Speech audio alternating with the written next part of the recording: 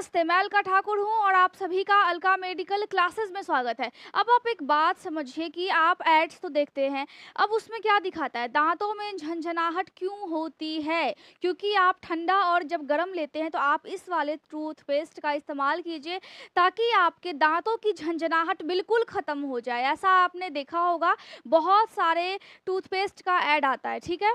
लेकिन अक्सर क्या होता है कि हम उसका इस्तेमाल करते हैं लेकिन तभी भी वो चीज़ें ठीक नहीं हो पाती है, वो जो प्रॉब्लम है वो ठीक नहीं हो पाता है। कभी-कभी ऐसा भी होता है कि दाँतों में झनझनाहट होते छोटा-सा छेद हो गया है और वो छेद फिर बड़ा हो रहा है और फिर दाँत हमारे झड़ने लगते हैं। तो दाँत जब झड़ने लगते हैं उस कंडीशन को हम क्या बोलेंगे? उस कंडीशन को हम क्या बोलते हैं और दाँतों में कीड़ा भी लग जाता है। कभी-कभी आपने ये नोटिस किया होगा कि आप कुछ भी खा पी नहीं रहे हैं या फिर आप बोल रहे हैं कि आप अपने दांतों की अच्छे से सफाई भी कर रहे हैं। क्या कर रहे हैं? सफाई भी कर रहे हैं, तभी भी आपके दांत खराब हो रहे हैं। तो जब दांत आपके खराब हो रहे हैं तो उस कंडीशन में आपको क्या करना चाहिए? उस कंडीशन में आपको ये समझना पड़ेगा कि आपके दांतों में क्या प्रॉब्लम है। आपके पास अगर कोई पेशेंट आता है तो उसके दांतों में ऐसा क्या-क्या प्रॉब्लम हो सकता है जिसकी वजह से उसके दांत खराब हो सकते हैं, उसके दांतों में दिक्कतें हो सकती है। अब दांत में इस टाइप का पीला-पीला भी लग जाता है, तो इसको क्या बोलते हैं? इन सब चीज़ों को हम किस में पढ़ते हैं? डिज़ीज़ को हम मेडिकल सर्जिकल नर्सिंग में पढ़ते हैं और आज का जो शेड्यूल है, उसके हिसाब से भी हमको क्या पढ़ना है? उसके हिसाब से मेडिकल सर्जिकल नर्सिंग आज पढ़ना है। तो दांतों में इस टाइप का पीलापन लगभग सभी के दांतों में होता है, लेकिन किसी-किसी व्यक्ति के दांतों में बहुत ज़्यादा होता है। कैसा होता है? बहुत ही ज़्यादा होता है और उस कंडीशन में उनको पहले समझ में तो नहीं आता है, बिल्कुल नहीं आता है। उनको लगता है ये बिल्कुल नॉर्मल है, लेकिन दांत अगर आपके खराब होंगे, सबसे पहले आप समझिए कौन-कौन कोका कोला या फिर कोई भी जो कोल्ड ड्रिंक्स होता है किसको पसंद है? लगभग सभी लोगों को पसंद है, सब लोग पीते भी हैं। तो जब आप पीते हो तो ये क्या करता है आपको पता है, ये आपके दांतों को खराब करता है, लेकिन इसकी इंटेंसिटी कितनी होती है, खराब करने की इंटेंसिटी कितनी होती है, क्या ये आपको पता है?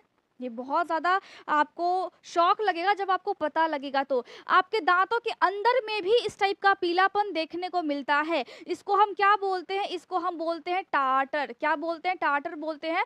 जब ये पीला टाइप का इस टाइप से लग जाए, लेकिन जब ये हल्का होता है या फिर हल्का पीला होता है और हल्का वाइट होता है तो हम उसको क्या बोलते हैं? हम उसको बोलते हैं प्लेग। तो टॉपिक क्या है आज का? अगर आज के टॉपिक की हम बात करें तो आज हमें पढ़ना है डेंटल प्लेग एंड कैरीज। क्या पढ़ना? डेंटल प्लेग एंड कैरीज पढ़ना है। इसका मतलब क्या होता है? यहाँ पे दो शब्दों का मैंने इस्तेमाल किया है। यहाँ पे दो चीज आपको दिख रही होगी, एक तो प्लेग आपको दिख रहा होगा, दूसरा आपको कैरीज दिख रहा होगा।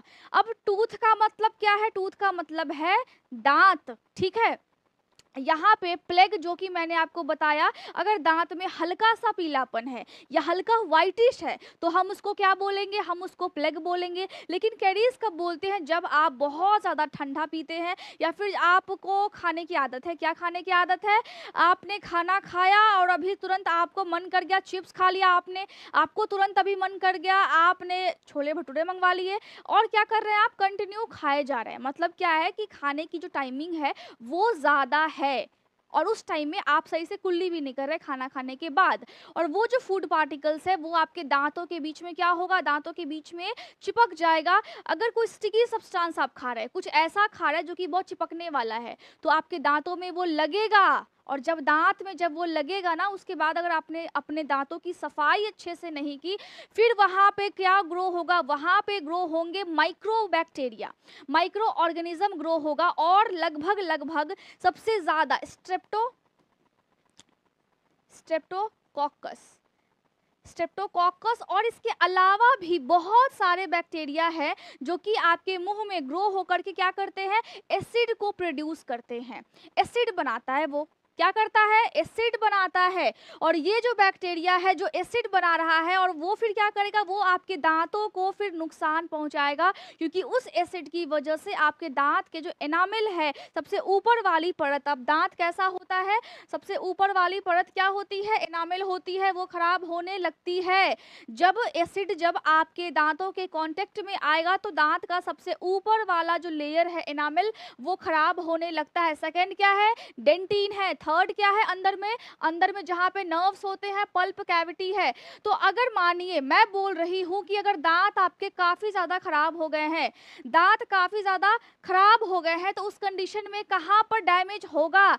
हो सकता है कि एनामेल पूरी तरह से डैमेज हो जाए, हो सकता है कि डेंटिन पूरी तरह से डैमेज हो सकता है कि पल्प कैविटी में पूरा एकदम इन्फेक्शन फैल गया हो, और जब पल्प कैविटी में इन्फेक्शन फैलेगा तो क्या हो जाएगा? आपको जिंजिवाइटिस हो जाएगा, यानी कि मसूड़े में सूजन और मसूड़े से खून आना शुरू हो जाएगा। इससे पहले भी मैं दांतों का लेक्चर अभी ले रही हूँ, मैंने आपको समझाया है दांतों में किस किस तरह के प्रॉब्लम्स होते हैं। तो क्या करना है कि आपको पढ़ना है ना। आप अगर मेडिकल लाइन से हो, आप अगर कोई भी कोर्स कर रहे हैं, पैरामेडिकल का कोई भी आप कोर्स कर रहे हो, BSc nursing, pharma, physiotherapy, lab technician, radiology, कुछ भी आप कर रहे हो, तो आपको क्या पढ़ना पड़ेगा? आपको डिजीज पढ़नी पड़ेंगी।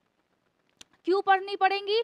क्योंकि आपको समझ में आना चाहिए कि आपके पास जो भी पेशेंट आएंगे उनके पास प्रॉब्लम अलग अलग होंगे और आपको उनको सॉल्व करना है। आपको ये समझना है, आपको एनाटॉमी और फिजियोलॉजी तो पढ़नी ही है, साथ ही साथ आपको मेडिकल, सर्जिकल, नर्सिंग भी पढ़ना है, ठीक है। तो यहाँ पे जब जिंजिवाइटिस होता है तो गम में सूजन होता है, गम मतलब मसूड़ों में सूजन होगा। उसके बाद हम देखते भी है कि मसूड़े से खून आने लगता है। यहाँ पे जो हड्डी है, यहाँ भी इन्फेक्शन फैल सकता है, और यहाँ पे जो नर्व्स है जो कि पल्प के माध्यम से यहाँ पे कनेक्टेड है, यहाँ भी इन्फेक्शन फैल जाता है और दांत पूरी तरह से बिल्कुल खत्म हो जाते हैं। क्या हो जाते हैं? खत्म हो जाते हैं। और जब दांत खत्म होते हैं तो उसके बाद आपके दांत निकल जाते हैं, और दांतों के साथ साथ आपके नर्व्स में भी डैमेज अगर होगा तो एक दांत खराब हुआ है ना, फिर दूसरा दांत भी हो जाएगा।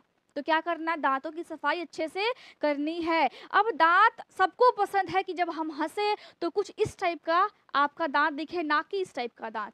अगर मैं भी अगर हंस रही हूँ तो अगर मेरा दांत अगर इस टाइप का होगा, फिर आप ही अभी बोलोगे कि मैम पहले आप खुद के दांत को ठीक कीजिए, है कि नहीं।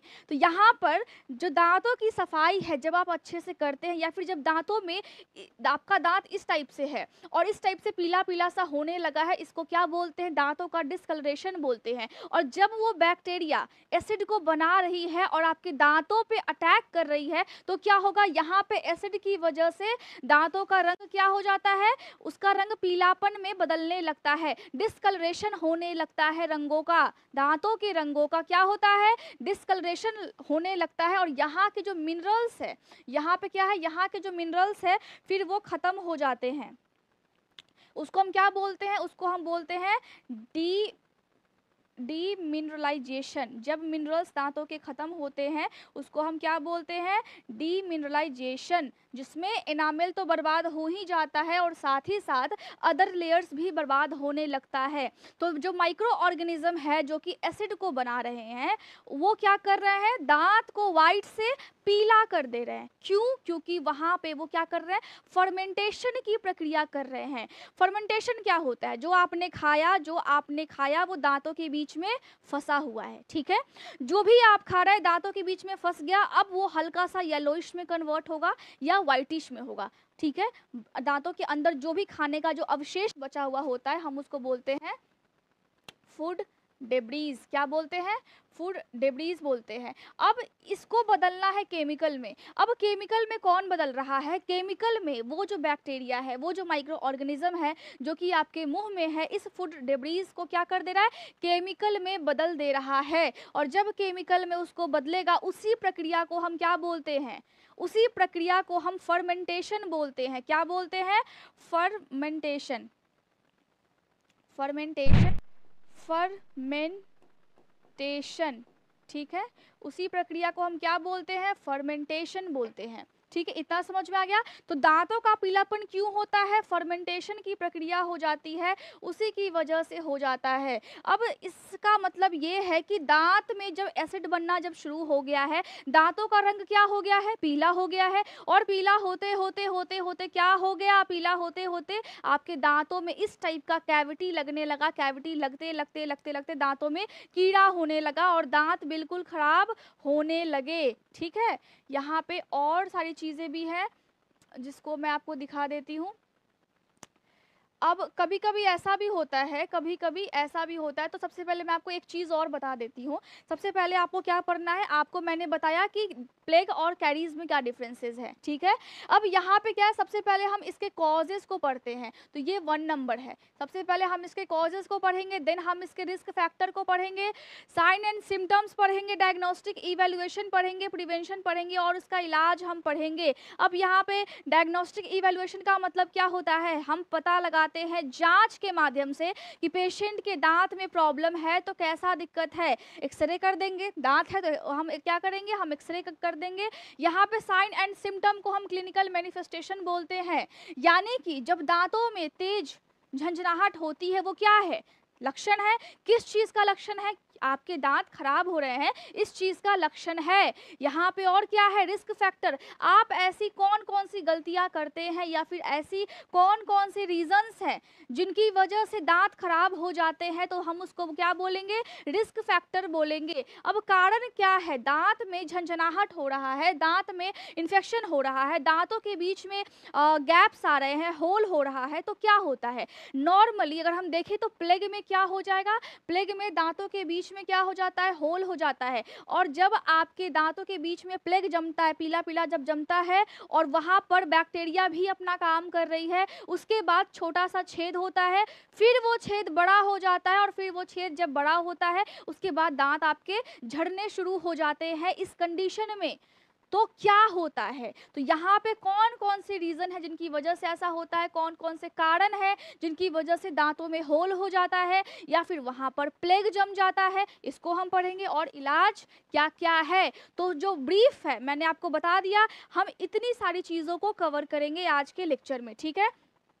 तो सबसे पहले हमें कारण जानना है, कारण क्या है, कारण तो ये है कि जब आपके दांत खराब होते हैं तो इसका मतलब ये है कि पुअर ओरल हाइजीन, जैसा कि मैंने यहाँ पर लिखा है कि आपके दांत खराब हो रहे हैं ना, आपके दांत जब खराब हो रहे हैं तो आप क्या कर रहे हैं, आप खाना खा रहे हो और अच्छे से आप ब्रश नहीं कर रहे हैं। दूसरा क्या है, श्रोगन सिंड्रोम होता है, एक ऐसा प्रॉब्लम होता है बॉडी में जिसमें आपकी आंखें बहुत ड्राई रहने लगती है, सूखी सूखी सी रहेगी, ठीक है, आपके मुंह बहुत सूखे सूखे से रहेंगे, या फिर जब आपकी बॉडी में पानी की कमी हो जाती है तो मुंह सूखते हैं, और उस कंडीशन में वहाँ पर क्या होता है, वहाँ पर माइक्रो ऑर्गेनिज्म ग्रो हो जाता है क्योंकि सलाइवा कम होता है। सलाइवा जो कि लार है आपके मुंह में, जो लार है ना, वो लार क्या कर रही है, वो लार आपके मुंह को बैक्टीरिया से बचाती है, क्या करती है, बैक्टीरिया से बचाती है, तो वहाँ पर लार होना भी इम्पॉर्टेंट है। कभी कभी ऐसा भी होता है, हम श्रोगन सिंड्रोम को क्या बोलेंगे, ऑटो इम्यून डिजीज बोलेंगे, ये खुद पे खुद हो जाता है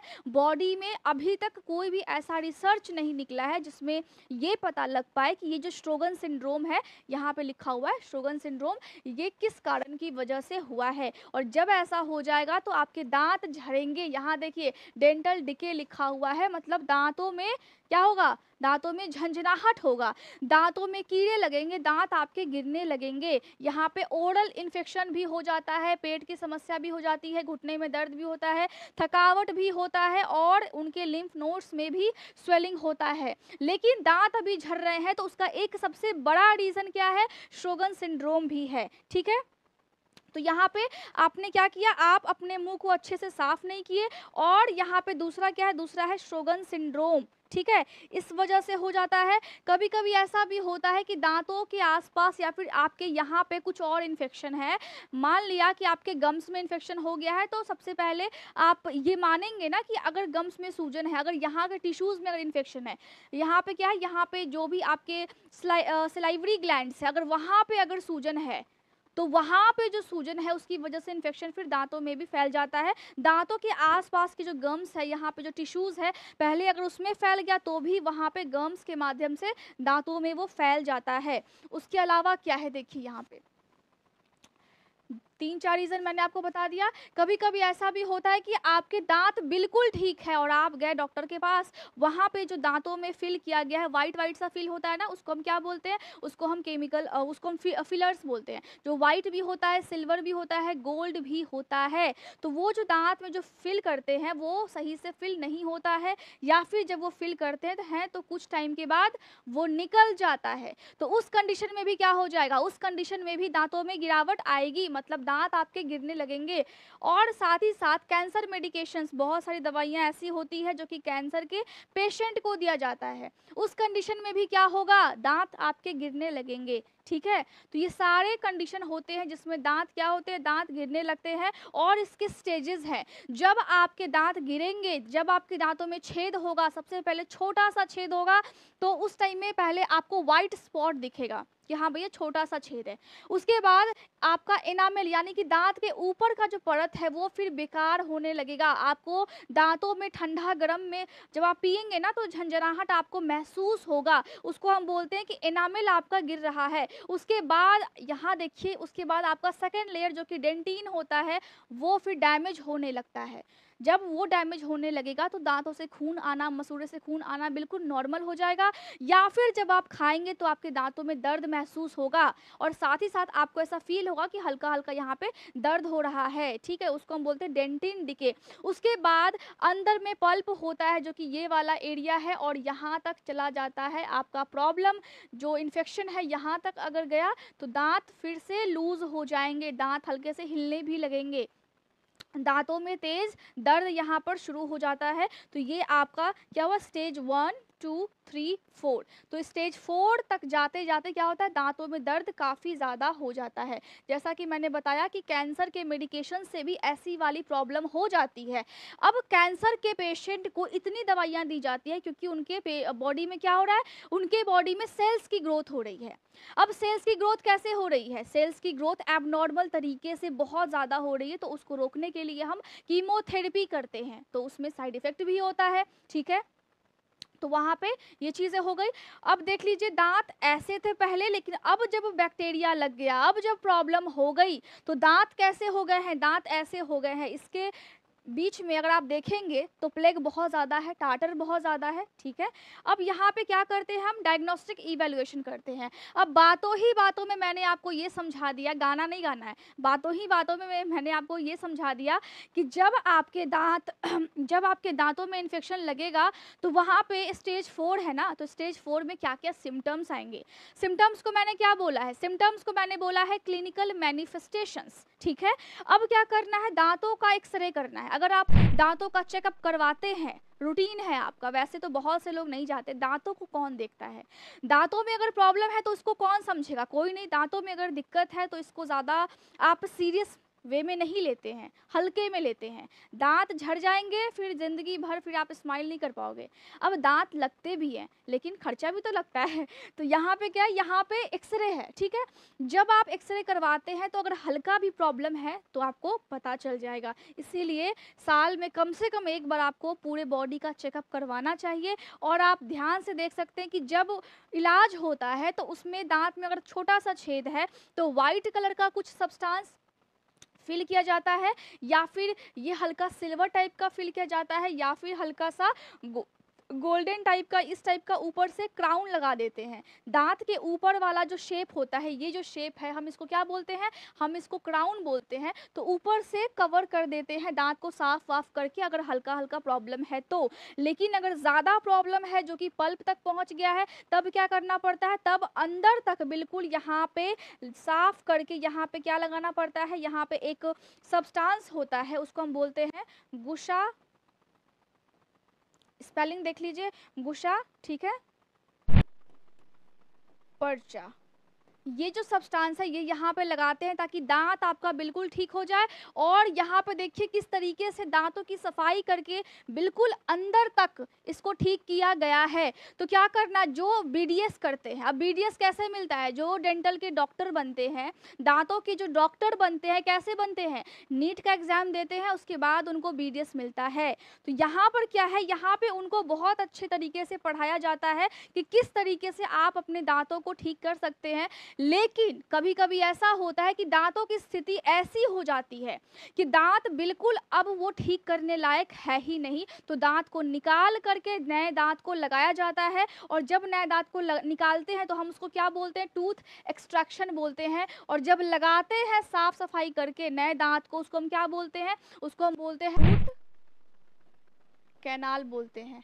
और यहाँ पे देखिए किस तरीके से दांतों को पूरी तरह से उखाड़ दिया गया है। और जो बीडीएस की पढ़ाई है वो इजी नहीं है, मैं हमेशा बोलती हूँ, चाहे आप जेएनएम कर रहे हो, चाहे आप नर्सिंग कर रहे हो, बीएससी कर रहे हो आप उसमें, चाहे आप एमएससी कर रहे हैं, चाहे आप फिजियोथेरेपी कर रहे हैं, चाहे आप लैब टेक्नीशियन का आप कोर्स कर रहे हैं, ईज़ी नहीं है, सबके ब्रांच अलग-अलग है। अगर आप अच्छे से पढ़ते हैं ना, फिर बहुत अच्छे तरीके से आप उसमें माहिर हो जाएँगे।